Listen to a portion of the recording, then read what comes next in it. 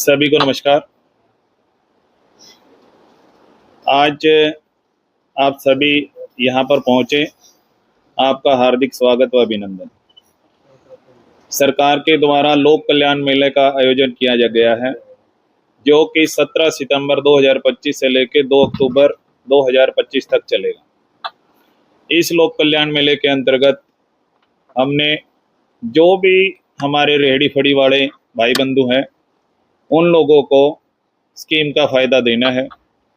इस स्कीम के अंतर्गत हम जो रेहड़ी फड़ी वालों को दिलवाएंगे, उसमें 15,000 रुपये का लोन है पहला, दूसरा 25,000 रुपये का लोन है और तीसरा फिर उसका 50,000 रुपये का लोन।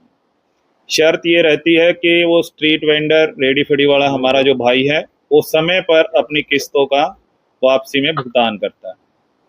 इसके अलावा जो इस स्कीम के अंतर्गत हमारे रेहड़ी फड़ी वाले भाइयों को मिलता है, वो 1,200 रुपये का कैशबैक भी मिलता है।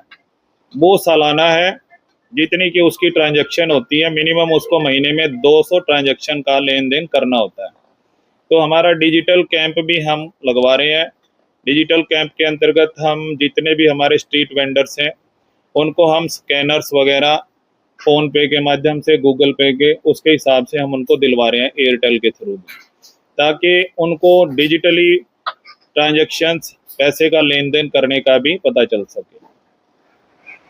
इस स्कीम के अंतर्गत जो भी रेहड़ी फड़ी वाले हैं, पहले ये स्कीम हमारी कोरोना के समय में शुरू हुई थी, जो कि 1 जून 2020 से शुरू होके हमारी 31 दिसंबर 2024 तक चली। इस स्कीम के अंतर्गत अगर मैं पानीपत शहर की बात करूं, तो हमारे यहाँ पे 8100 कुछ लोगों को 10,000 रुपये का भी लोन मिला। उसके अलावा हमारे यहाँ पे 604 लोगों को हमारे यहाँ पे 20,000 का लोन मिला और 106 लोग ऐसे थे जिनको 50,000 का भी लोन मिला।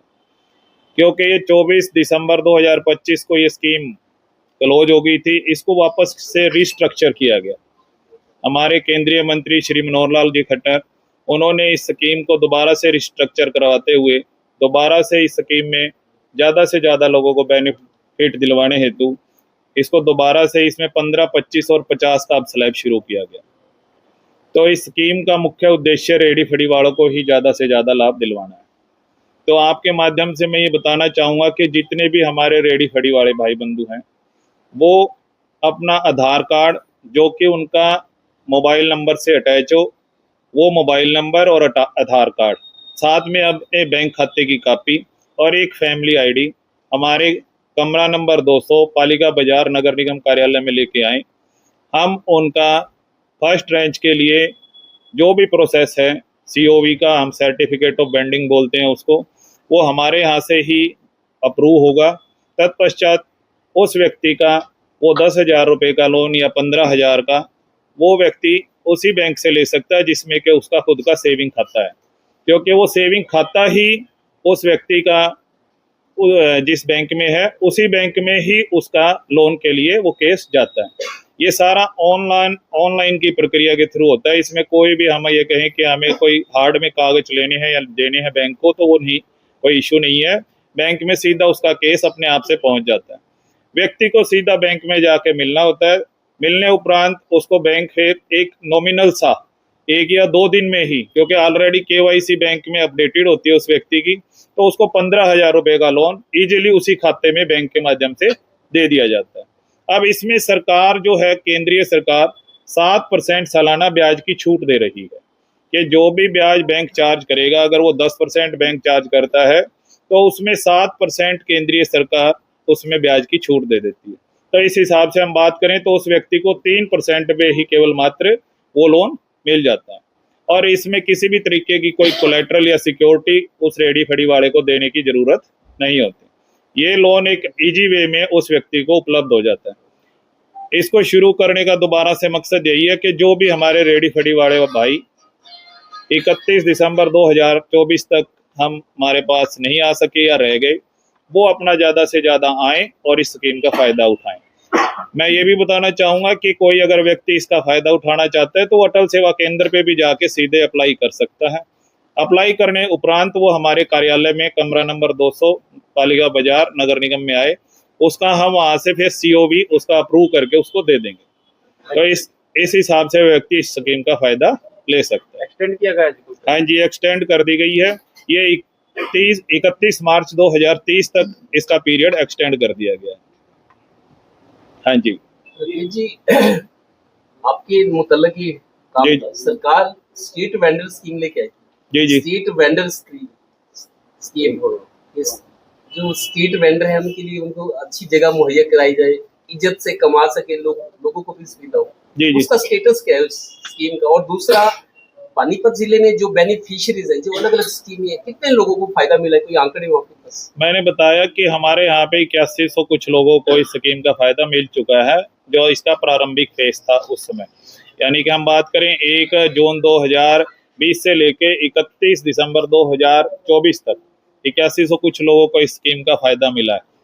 तो उन्हीं लोगों का आगे अब इस स्कीम में एक चीज और भी बहुत बढ़िया की गई कि इसको अन्य 8 केंद्रीय स्कीमों से और जोड़ा गया बाद में, कि जिन रेडी फड़ी वालों को 10,000 रुपये का लोन मिल गया है, उनके परिवार को या उसको खुद को अन्य 8 केंद्रीय स्कीमों से भी जोड़ना है।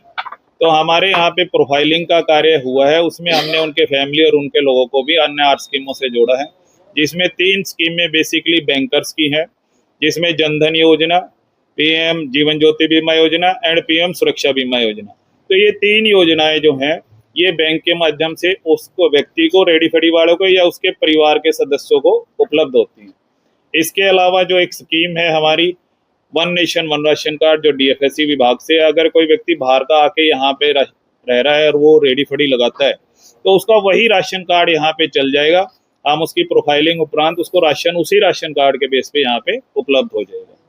इसके अलावा जो है 4 स्कीमें होगी। 5वीं स्कीम हमारी मातृत्व वंदना योजना है। 6ठी स्कीम हमारी जो है जननी सुरक्षा योजना है। 7वीं स्कीम हमारी जो है श्रमयोगी मानधन योजना है। और 8वीं स्कीम है वो हमारी बिल्डिंग एंड कंस्ट्रक्शन वर्कर के लिए है, जो श्रम विभाग के द्वारा उपलब्ध होती है। तो इस हिसाब से हम उस व्यक्ति को या उसकी फैमिली को अन्य इन 8 स्कीमों से भी जोड़ रहे हैं, ताकि वो इन 8 स्कीमों का भी ज्यादा से ज्यादा फायदा उसको या उसके परिवार को मिल सके। हमारे 8100 मैंने बताया भी हम। जी देखिए और भी जो आएंगे कोई आंकड़ा है? मैं बताता हूँ हमारे पास। ये 2018 में एक REPL एजेंसी थी, उसके द्वारा जब सर्वे किया गया था, 2018 की बात कर रहा हूँ मैं, उस समय हमारे पास 3374 लोगों का आंकड़ा आया था 2018 में, जो कि उस एजेंसी के लोगों ने किया था सर्वे। और उसने पूरे ऑल ओवर हरियाणा किया था। उस एजेंसी को सभी स्ट्रीट वेंडर्स का काम दिया गया था। हाँ जी, वही मैं बता रहा हूँ। तदुपरांत जो है फिर 2020 में स्कीम आई। जब हमने उस पुराने आंकड़े पे काम किया तो उसमें सर्च आउट किया, तो उस टाइम हमारे को केवल मात्र उसमें से 235-36 लोग ही मिल पाए थे। तो इसका मतलब वो ड्यूरिंग कोरोना या वो कहीं इधर चले गए, कुछ भी था वो हमारे को नहीं मिल पाया। फिर ये स्कीम जब शुरू हुई और हमने इसको पब्लिसाइज किया और लोगों ने कॉन्टेक्ट किया, तब हमारे पास इतने लोग आए और उन्होंने इस स्कीम का फायदा लिया।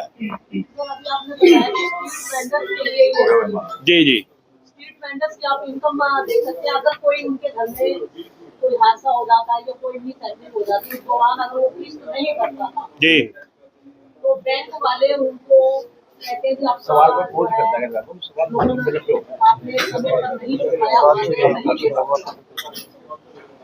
लोग परेशान होते हैं। पिछले जब ये स्कीम आपकी पहले चली थी उस दौरान काफी लोग परेशान रहे। देखिए मैं बताना चाहूंगा कि कोई भी बैंक से अगर लोन लेता है तो बैंक तो यही कहेगा कि हमारी किस्तें समय पे हर मंथली आनी चाहिए इंस्टॉलमेंट। अगर किसी के साथ ऐसा हो जाता है, मान लो क्योंकि गरीब लोग हैं, उनके भी फैमिली में कोई बीमार हो गया, तो पैसा लोन वाला बजाय रेडी फड़ी के उसकी फैमिली का वहां पे लग गया, तो उसमें भी इसमें जो सेंट्रल गवर्नमेंट है उसने CGT MSE का कवरेज दे रखा है। अगर वो डिफॉल्टर हो भी जाता है केस, तो बैंक जो है ना CGT MSE कवरेज से अपनी रिकवरी कर लेता है। तो बैंक का तो पैसा रिकवर हो जाता है, लेकिन वो व्यक्ति सदा के लिए डिफॉल्टर घोषित हो जाता है, NP हो जाता है, फिर बाद में उसको कुछ नहीं मिल पाता। अजय साहब जी, सवाल है, जैसे प्रवासी लोग यहाँ पर ज्यादा रहते हैं, उनके लिए भी सुविधा रहेगी, उनको भी लोन मिल पाएगा? बिल्कुल। अगर उनका यहाँ पे आधार कार्ड है यहाँ का और उनका आधार कार्ड फोन से लिंक है, चाहे उनका खाता कहीं का भी हो, वो लेके आए, कार्यालय में मिले और इस स्कीम का फायदा उठाएं। मिनिमम मैक्सिमम तक का लोन मिलेगा। इसमें मिनिमम 15,000 रुपए से, वैसे तो 5,000 से ही शुरू हो जाता है, लेकिन अब फर्स्ट इंस्टॉलमेंट की बात करें तो 15,000 रुपए की फर्स्ट इंस्टॉलमेंट उसको मिल सकती है। फिर जब वो रिपे कर देता है 1 साल के बाद तो वो 25,000 के स्लैब में चला जाता है। जब वो दूसरे साल 25 भी रिपे कर देता है तो फिर वो 50,000 के स्लैब में चला जाता है। इस हिसाब से उसको मैक्सिमम 50,000 तक का लोन मिल सकता है। तो मैं समझता हूँ एक रेडी फड़ी वाले के लिए 50,000 रुपये बहुत सफिशियंट है।